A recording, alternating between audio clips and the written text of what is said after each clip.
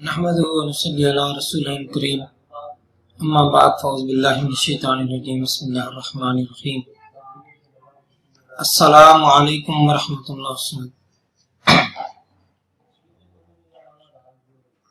آج کی ہماری مجلس ایمان کے ایک خاص موضوع پر ہے۔ بسم اللہ الرحمن الرحیم۔ تتجافى جنوبهم عن المضاجع يدعون ربهم خوفا وطمعا۔ صدق اللہ العظیم۔ حدیث گرامی ہے الایمان بین الخوف والرجاء۔ صدق اللہ العظیم۔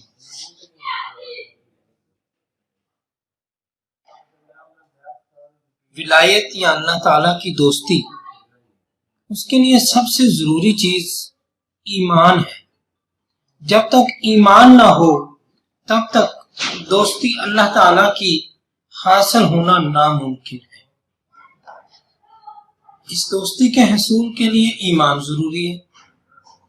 ایمان کی کئی شرائط ہیں، کئی اس کے پہلو ہیں، کئی اس کے حصے ہیں، کئی مراتب ہیں،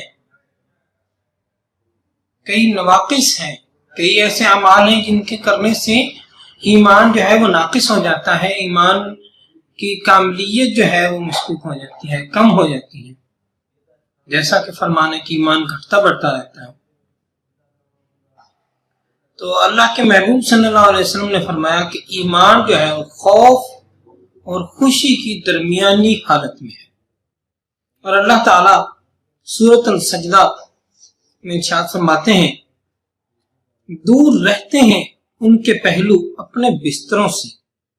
یہ صرف بیان ہو رہی ہے ایمان والوں کی کہ دور رہتے ہیں ان کے پہلو بستروں سے، اور پکارتے ہیں یہ لوگ اپنے رب کو ڈرتے ہوئے بھی اور امید کے ساتھ بھی۔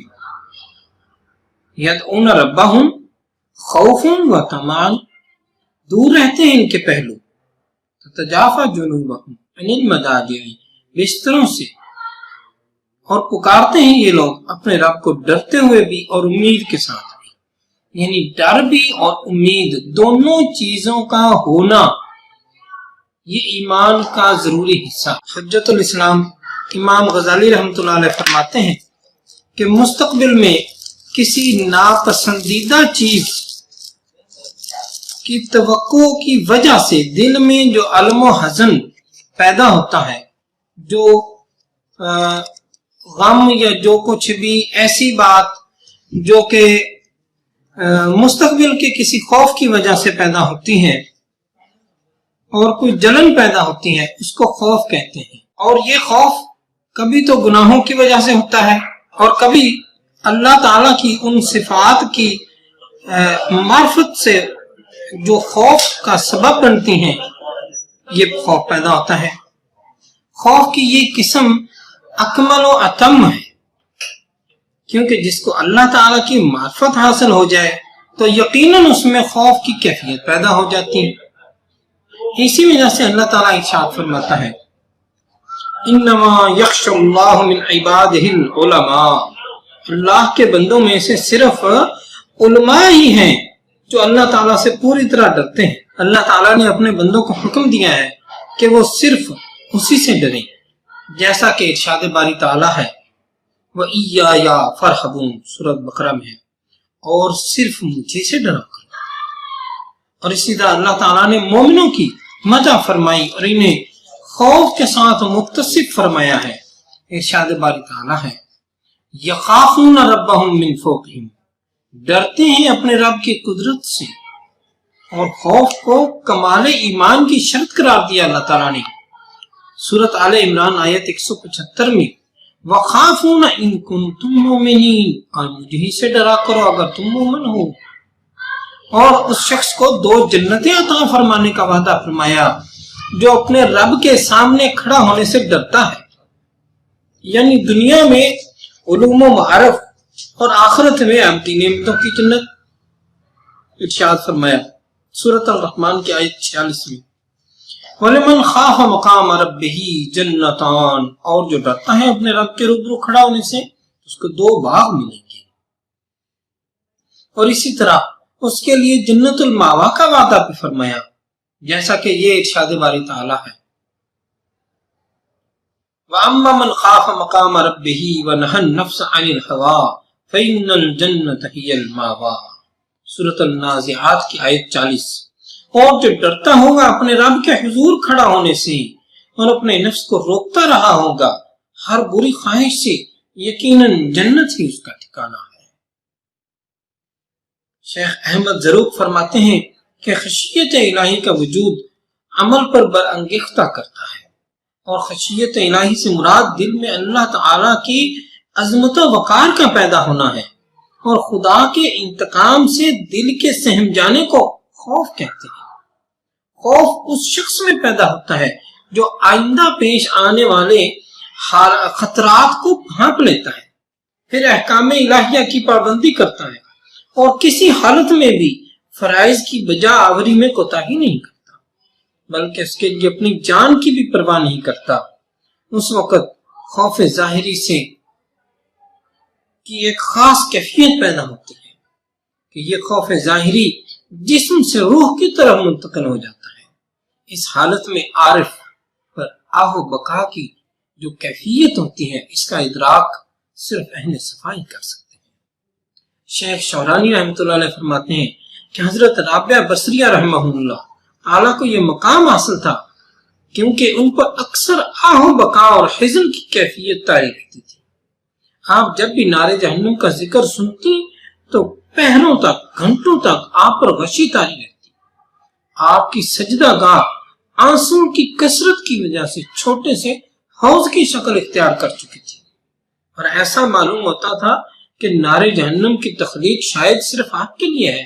آپ اتنا یعنی کہ اس سے ڈرتے تھے اور اتنی آپ اس کو محسوس کرتے تھے۔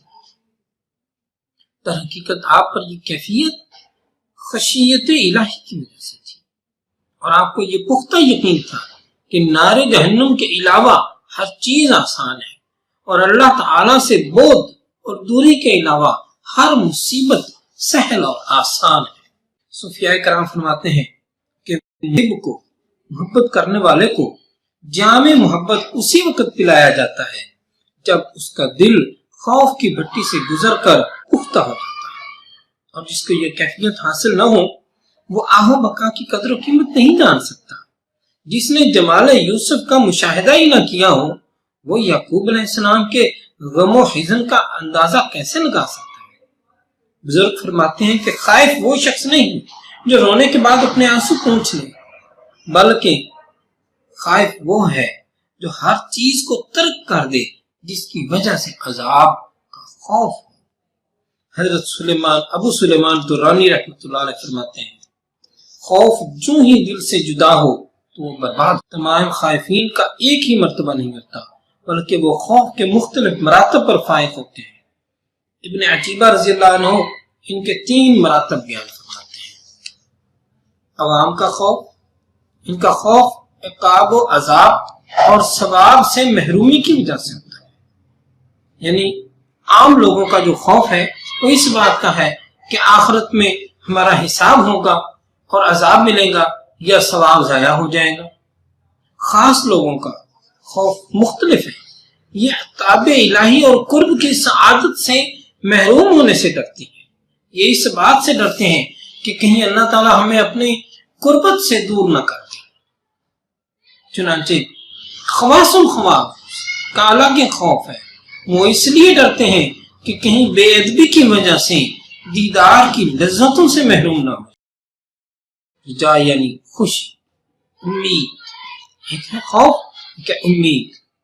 خوف اور امید کی ایک بڑی ہی پیاری مثال حضرت عمر فاروق رضی اللہ تعالیٰ عنہ کے حوالے سے ملتی ہے۔ آپ فرماتے ہیں ایک مرتبہ آپ سے کسی نے خوف اور امید کے متعلق گفتگو فرمائی تو آپ نے فرمایا کہ مجھے خیال ہے اگر قیامت والے دن اللہ تعالیٰ نے کہا کہ میں نے سب انسانوں کو بخش دیا ہے اور صرف ایک انسان کو دوزخ میں ڈال رہا ہوں تو مجھے ڈر ہے کہ شاید وہ ایک میں۔ اور امید کی کیفیت یہ ہے کہ اگر اللہ تعالیٰ نے قیامت والے دن یہ فرمایا کہ میں نے سب لوگوں کو دوزخ میں ڈال دیا ہے اور کسی ایک شخص کو بخشا ہے تو مجھے امید ہے کہ وہ ایک شاید میں اندازہ کیجیے یعنی خوف کا معیار اور درجہ بھی کہاں پر کہ سب لوگوں میں سے ایک، اور ڈر کا اور خوشی کا امید کا درجہ بھی کہ سب لوگوں میں سے ایک، اس درجے پہ تو پھر اسی موقع پر ہی حضور صلی اللہ علیہ وسلم کا یہ فرمان جو ہے وہ سمجھ میں آتا ہے بہتر انداز میں، الایمان بین الخوف والرجا، خوف بھی اور امید بھی دونوں کی درمیانی رجا کی جانب بڑھتے ہیں۔ شیخ احمد ضرور فرماتے ہیں کہ اللہ تعالیٰ کے فضل و احسان پر اعتماد کرنے سے دل میں جو سکون کی کیفیت پیدا ہوتی ہے اسے رجا کہتے ہیں، لیکن رجا کے ساتھ ساتھ عمل بھی ضروری ہے، کیونکہ عمل کے بغیر رجا خود فریبی ہے۔ اللہ تعالیٰ نے ہمیں رجا کی ترغیب دی ہے اور مایوسی سے روکا ہے۔ ارشاد باری تعالیٰ ہے قل یا عبادی الذین اسرفوا علی انفسہم لا تقنطوا من رحمت اللہ ان اللہ یغفر الذنوب جمیعا انہ هو الغفور الرحیم۔ آپ فرمائیے اے میرے بندو جنہوں نے زیادتیاں کی ہیں اپنے نفسوں پر، مایوس نہ ہو جاؤ اللہ کی رحمت سے، یقیناً اللہ بخش دیتا ہے سارے گناہوں کو، بلا شبہ اللہ ہی بخشنے والا ہے۔ اور اپنی وسعت رحمت کی بشارت اللہ تعالیٰ نے سورۃ الاعراف میں عطا فرمائی، رحمتی وسعت کل شیء، میری رحمت کشادہ ہے ہر چیز سے۔ اور اللہ تعالیٰ کی بارگاہ سے رحمت کی امید رکھنے والوں کے بارے میں ارشاد فرمایا سورۃ بقرہ کی آیت 218 میں، ان الذین آمنوا والذین ہاجروا وجاہدوا فی سبیل اللہ اولئک یرجون رحمت اللہ، بے شک جو لوگ ایمان لائے اور جنہوں نے ہجرت کی اور جہاد کیا اللہ تعالیٰ کی راہ میں تو یہی لوگ امید رکھتے ہیں اللہ تعالیٰ کی رحمت کی۔ احادیث طیبہ میں بھی اللہ تعالیٰ کی وسعت رحمت کا بیان۔ حضرت ابو ہریرہ رضی اللہ عنہ سے روایت ہے رسول اللہ صلی اللہ علیہ وسلم نے ارشاد فرمایا، قسم ہے اس ذات کی جس کے قبضہ قدرت میں میری جان ہے، اگر تم گناہوں کا ارتکاب نہ کرو تو اللہ تعالیٰ تمہیں ختم کر کے ایک نئی قوم لے آئے جو گناہ کریں اور پھر اللہ تعالیٰ سے مغفرت طلب کریں اور اللہ تعالیٰ انہیں معاف فرما دے۔ مسلم کی روایت ہے۔ حضرت ابو موسیٰ اشعری رضی اللہ عنہ سے روایت ہے کہ نبی پاک صلی اللہ علیہ وسلم نے ارشاد فرمایا کہ گناہوں کی قیامت کے دن بعض مسلمان پہاڑوں کی مثل گناہ لے کر آئیں گے، اللہ تعالیٰ ان کے گناہوں کو معاف فرما دے گا اور ان گناہوں کو یہود و نصارہ پر رکھ دے گا۔ اسی موقع پر ایک حدیث گرامی اور بھی یاد آ رہی ہے، حضور صلی اللہ علیہ وسلم نے فرمایا کہ توبہ کرنے والے سے اللہ تعالیٰ ایسا خوش ہوتا ہے جیسا کہ کوئی شخص جو کہ صحرا میں جا رہا تھا اور اس کا اونٹ گم ہو گیا اور پھر اچانک اس کو کچھ دیر کے بعد دھکے کھانے کے بعد اچانک اس کو اونٹ مل گیا۔ صحرا میں گم ہونے والے اونٹ کے ملنے والے مالک کو جتنی خوشی اس اونٹ کے ملنے پر ہوتی ہے اس سے بہتر یا اس سے تشبیہ دی گئی ہے کہ اللہ تعالیٰ کو انسان کے توبہ کرنے سے ایسی خوشی ہوتی ہے، اللہ تعالیٰ ایسا خوش ہوتا ہے، اتنا پسند فرماتا ہے اس بات کو۔ حضرت عبداللہ بن عمر رضی اللہ عنہ سے روایت ہے، فرماتے ہیں کہ میں نے نبی کریم صلی اللہ علیہ وسلم کو یہ فرماتے ہوئے سنا کہ قیامت کے دن اللہ تعالیٰ ایک بندہ کو اپنی انتہائی قریب کرے گا اور اس کے گناہوں کا اقرار کرائے گا، ان سے کہے گا کہ تم اپنے فلاں فلاں گناہ جانتے ہو؟ تو بندہ کہے گا ہاں یا رب۔ اللہ تعالیٰ فرمائے گا میں نے دنیا میں تیرے گناہوں کی پردہ پوشی کی اور آج تیرے ان گناہوں کو معاف کرتا ہوں، پھر اس کو نیکیوں کا نامہ اعمال عطا کر دیا جائے گا۔ بخاری اور مسلم دونوں کی روایت ہے۔ اب ایک بہت ہی اہم نقطہ یہاں پہ بیان کرنا ضروری ہے کہ ایک چیز ہے تمنا، جس کو کہتے ہیں۔ بعض لوگ تمنا اور رجا میں فرق نہیں سمجھتے۔ رجا اور تمنا میں بہت فرق ہے، کیونکہ راجی یعنی رجا پر والا شخص رضائے الہی کا خواہش مند ہونے کے ساتھ ساتھ عبادات اور طاعات کو ترک نہیں کرتا، جبکہ تمنا کرنے والا شخص عبادات اور مجاہدات کو چھوڑ دیتا ہے اور اللہ تعالیٰ سے اجر و ثواب کا منتظر ہوتا ہے۔ اسی کے بارے میں نبی کریم صلی اللہ علیہ وسلم نے فرمایا کہ جس نے اپنے نفس کی پیروی کی اور اللہ تعالیٰ سے تمنا و آرزو پر اکتفا کیا وہ عاجز ہے۔ یعنی اب اس کی مثال ہم یوں لیتے ہیں کہ جناب ہم بعض پیر حضرات کہتے ہیں وہ جی ہماری نماز پڑھی پڑھائی، ٹھیک ہے نا، یہ مطلب میں ہماری روزے جی رکھے رکھا ہے، یا کچھ بھی اور عبادات یا کچھ بھی اور نیک اعمال، اللہ تعالیٰ کی فرما برداری، حبیب صلی اللہ علیہ وسلم کے اطاعت اور فرما برداری والے تمام کاموں سے کسی بھی انداز میں گریز کرتے ہیں، سستی اختیار کرتے ہیں، پھر امید رکھتے ہیں، بلکہ یہاں پہ امید نہیں کرنا لفظ بہتر نہیں لگتا، یہاں پہ تمنا کا لفظ بہتر لگتا ہے کہ یہاں پہ پھر وہ تمنا رکھتے ہیں کہ اللہ تعالیٰ ان کو معاف کر دے گا اور مطلب ان کو خاص مقامات دیے جائیں گے۔ اللہ تعالیٰ قادر مطلق ہے، جو چاہے کر سکتا ہے، اس کو کوئی روکنے والا نہیں ہے۔ اللہ تعالیٰ چاہے تو سارے انسانوں کو دوزخ میں ڈال دے، کوئی اس کا ہاتھ پکڑنے والا نہیں ہے، اور اللہ تعالیٰ اگر چاہے تو سارے کافروں کو بھی جنت میں ڈال دے، کوئی اس کا ہاتھ روکنے والا نہیں ہے۔ لیکن بات ہو رہی ہے اصول و ضوابط کی، بات ہو رہی ہے قاعدے ضابطے اور طریقے کی، اصول کی، تو اس کے مطابق طاعت ضروری ہے رجا کے لیے، امید کے لیے۔ امید تب ہو سکتی ہے جب آپ نے کچھ نہ کچھ عمل بھی کیا ہو، اور اگر عمل بالکل بھی نہ کیا ہو اور صرف تمنا ہی رکھی جائے کہ جناب ہم کریں بھی کچھ نہ تو فائدہ بھی ہو، تو یہ کچھ اچھا مناسب نہیں ہے۔ اس کو تمنا کہتے ہیں، رجا نہیں کہتے۔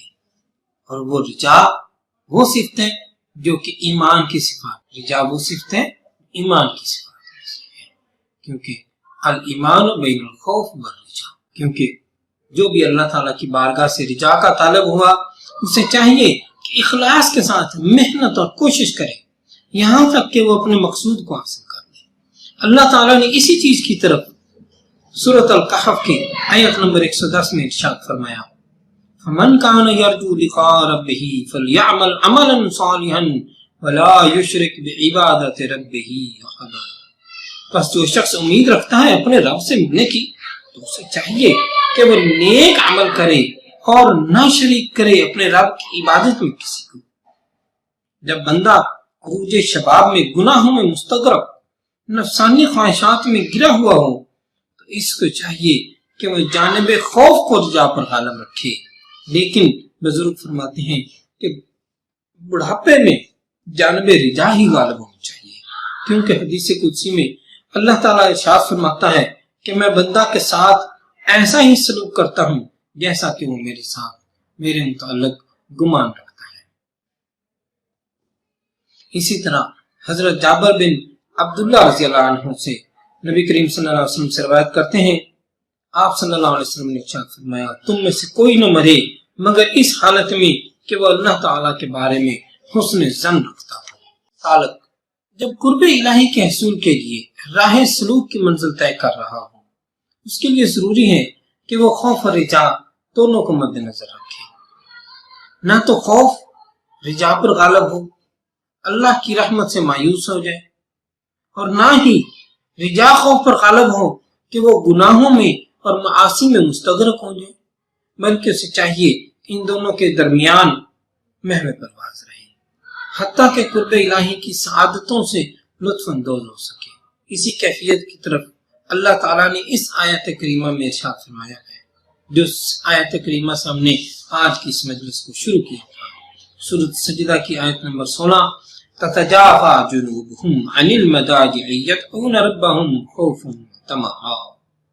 دور رہتے ہیں ان کے پہلو اپنے بستروں سے، پکارتے ہیں اپنے رب کو، تتجافى جنوبهم عن المضاجع يدعون ربهم خوفا وطمعا، ارشاد باری تعالیٰ ہے سورۃ السجدہ کی آیت نمبر 16 کہ دور رہتے ہیں ان لوگوں کے پہلو اپنے بستروں سے، پکارتے ہیں اپنے رب کو یہ ڈرتے ہوئے اور امید کے ساتھ، ڈر بھی اور امید بھی، جیسے کہ حدیث گرامی ہے کہ الایمان بین الخوف والرجا، ایمان جو ہے وہ خوف اور خوشی کی درمیانی کیفیت میں ہے۔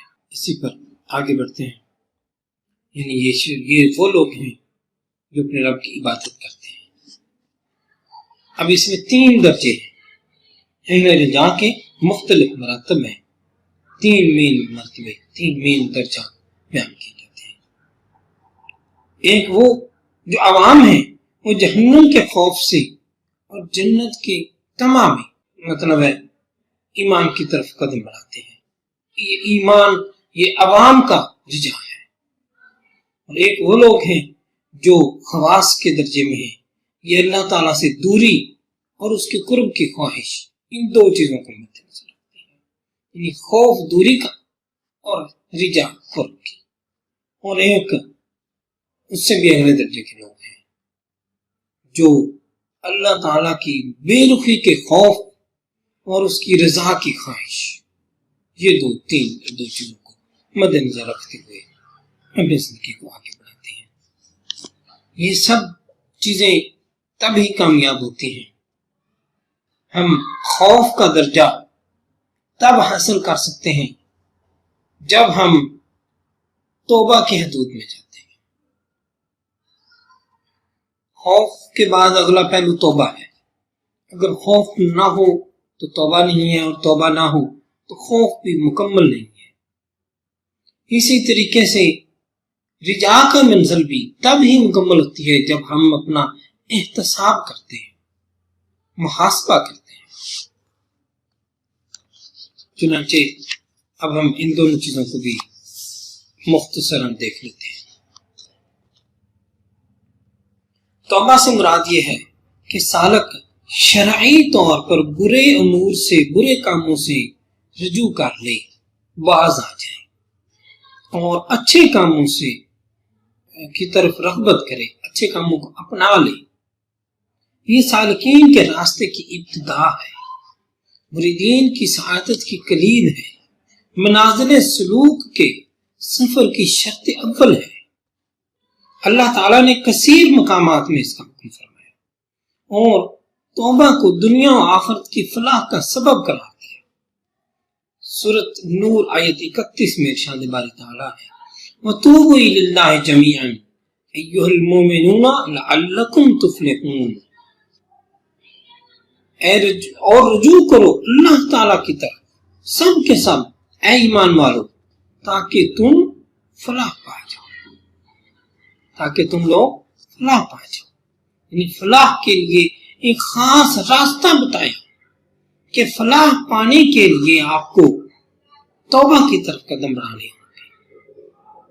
سب کے سب، جس کو بھی فلاح چاہیے اس کو توبہ کی طرف قدم بڑھانا ہوگا۔ سورۃ الہود کی آیت 52 میں 52 میں ارشاد باری تعالیٰ ہے استغفروا ربکم ثم توبوا الیہ، اللہ تعالیٰ سے مغفرت طلب کرو پھر رجوع کرو اللہ تعالیٰ کی طرف دل و جان سے۔ سورۃ التحریم کی آیت 8 میں ارشاد باری تعالیٰ ہے یا ایھا الذین آمنوا توبوا الی اللہ توبۃ نصوحا، اے ایمان والو اللہ تعالیٰ کی جناب میں سچے دل سے توبہ کرو۔ رسول اللہ صلی اللہ علیہ وسلم گناہوں سے معصوم ہونے کے باوجود، حضور صلی اللہ علیہ وسلم سے تو کوئی گناہ سرزد نہیں ہوا، لیکن اس کے باوجود حضور صلی اللہ علیہ وسلم توبہ استغفار کرتے کثرت سے، اور اس توبہ استغفار کا مقصد ہمارے لیے توبہ استغفار کو سنت بنانا ہے، اور تعلیم کا مقصد ہے، امت کی تعلیم یہ اس کا مقصد ہے۔ اغر بن یسار رضی اللہ عنہ سے روایت ہے کہ نبی کریم صلی اللہ علیہ وسلم نے ارشاد فرمایا اے لوگو اللہ تعالیٰ کی بارگاہ میں توبہ کرو اور اللہ تعالیٰ سے مغفرت طلب کرو، میں دن میں 100 مرتبہ توبہ کرتا ہوں۔ مسلم کی روایت ہے۔ امام نووی رحمۃ اللہ علیہ فرماتے ہیں ہر گناہ سے توبہ کرنا واجب ہے، پھر اگر معصیت ایسی ہو جس کا تعلق بندہ اور اللہ تعالیٰ کے درمیان ہو اور کسی آدمی کے حق کے متعلق نہ ہو تو پھر توبہ کے لیے 3 شرائط ہیں۔ اس معصیت یا اس گناہ یا اس برائی کو ترک کرے، پہلی شرط۔ دوسری، پکا ارادہ کرے، پختہ عزم کرے کہ دوبارہ اس غلطی کا ارتکاب نہیں کرے۔ اور تیسری بات، اپنی اس غلطی پر ندامت کا اظہار کرے، شرمندہ بھی ہو، دل سے شرمندہ ہونا از حد ضروری ہے۔ اگر ان 3 شرطوں سے ایک شرط بھی نہ ہوئی تو پھر توبہ صحیح نہیں ہے۔ اور اگر وہ معصیت، وہ گناہ، وہ غلطی کسی آدمی کے حق سے متعلق ہے تو پھر اس کے لیے 4 شرطیں، 3 شرطیں یہی مذکورہ اور 4تھی شرط یہ ہے کہ وہ صاحب حق سے معاف کروائے۔